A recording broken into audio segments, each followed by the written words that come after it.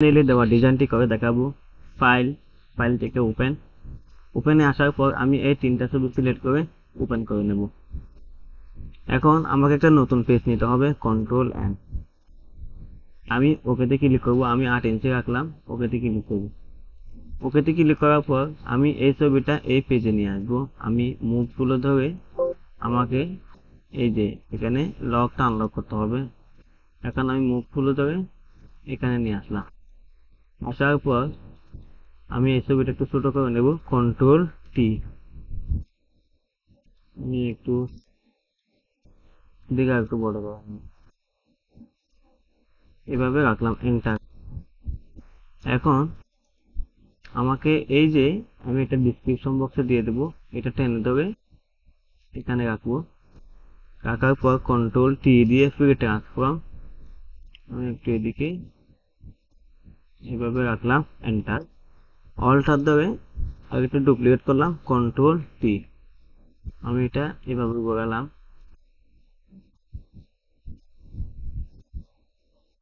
বাস এতটুকু, এন্টার। আমি এই দুটা লেয়ারকে একটা লেয়ার করব, কন্ট্রোল ধরে সিলেক্ট করে কন্ট্রোল ই।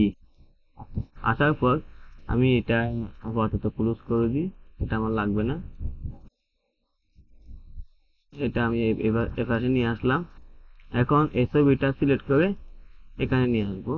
তার জন্য আমি লকটা আনলক করে দেবো, ডাবল ক্লিক করে ওকে। এখন আমি মুভ টুল ধরে এটা এপাশে নিয়ে আসবো। আসার পর আমি কন্ট্রোল টি দিয়ে ফ্রি ট্রান্সফর্ম আমি একটু ছোট করে নেব।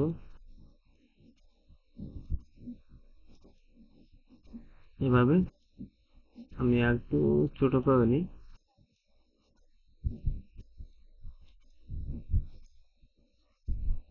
আর একটু ছোট।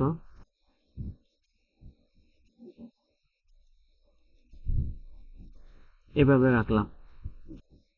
এখন আমি এন্টার দিয়ে আমি এটা বসাই দেব। বসানো হয়ে গেলে এটা আমি সবার নিচে নিয়ে আসবো, এভাবে নিয়ে আসলাম। আসার পর আমি উপরে লেয়ার সিলেক্ট করে মাঝখানে ক্লিক করব। এটা আমি একটু হাইড করলে এটা আমার উপরে থাকবে। আমি মাঝখানে ক্লিক করব। ক্লিক করার পর আমি ব্রাশ টুলে ক্লিক করব। ক্লিক করার পর আমাকে উপরে এই যে ব্ল্যাক কালারটা রাখতে হবে। এখন এভাবে আমাকে মুছে দিতে হবে। আমি এভাবে একটু ব্রাশের সাইজটা বড় করে দেবো, কন্ট্রোল থার্ড ব্র্যাকেট দিয়ে।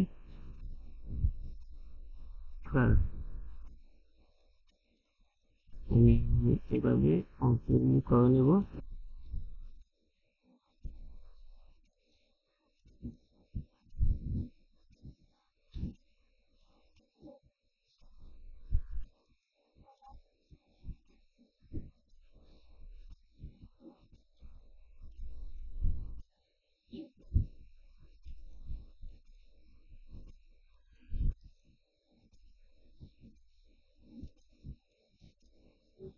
আমি একটু ছোট করে নেব।